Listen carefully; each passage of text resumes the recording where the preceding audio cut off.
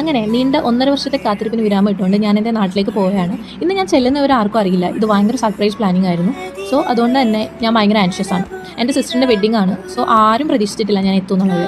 ഞാൻ എയർപോർട്ടിൽ എത്തി ഒരു കോഫിയൊക്കെ കുടിച്ച് അങ്ങനെ ലോഞ്ചിൽ അത്യാവശ്യത്തിലധികം ടൈം ഉണ്ടായിരുന്നതുകൊണ്ട് വെയിറ്റ് ചെയ്തിരുന്നു. ഇതിൻ്റെ ഇടയ്ക്ക് എൻ്റെ സിസ്റ്റേഴ്സും ബ്രദേഴ്സും എല്ലാവരും മെസ്സേജ് അയക്കുന്നുണ്ട്. എൻ്റെ വാപ്പച്ചി മെസ്സേജ് അയച്ചപ്പോഴും ഞാൻ പറഞ്ഞത് വരാൻ പറ്റില്ല, ഇന്നതൊക്കെയാണ് കാരണം. അങ്ങനെ ഞാൻ ഇവർക്ക് എല്ലാവർക്കും HR ഒരു ഫേക്ക് മെയിലൊക്കെ ഫോർവേഡ് ചെയ്തു. സോ എല്ലാവരും അത് വിശ്വസിച്ചിട്ട് അങ്ങനെ ഇരിക്കുകയാണ്.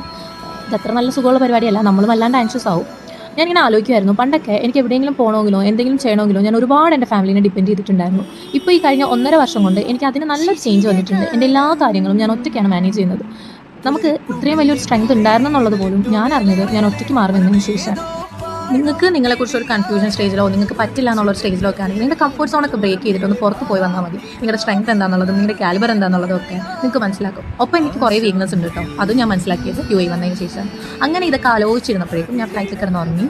ഈ ആൻഷ്യസ് ആയതുകൊണ്ടാവാം ഞാൻ അത്യാവശ്യത്തിലധികം ഉറക്കത്തിൽ നിന്ന് ഇടയ്ക്കിടയ്ക്ക് എണീക്കുന്നുണ്ടായിരുന്നു.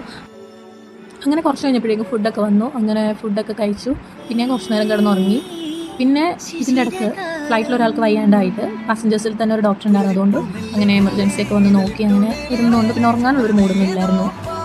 കുറച്ച് കഴിഞ്ഞപ്പോഴേക്കും പൈലറ്റ് വിളിച്ച് പറയാണ്, ഇനി ഏതാനും നിമിഷങ്ങൾക്കുള്ളിൽ നിങ്ങളിതാ കൊച്ചിൻ എയർപോർട്ടിൽ ലാൻഡ് ചെയ്യണം. ഇത് കേട്ടപ്പോൾ ഉണ്ടായൊരു സന്തോഷം, അതുകൊണ്ട് തന്നെ ഞാൻ വളരെ അലേർട്ടായിട്ട് ഇറങ്ങുന്നത് നോക്കിയിരുന്നു ഗൈസ്. എനിക്ക് ലാൻഡിങ് പൊതുവെ പേടിയുള്ളതുകൊണ്ട് ഞാൻ പിന്നെ വീഡിയോസൊന്നും എടുത്തില്ല.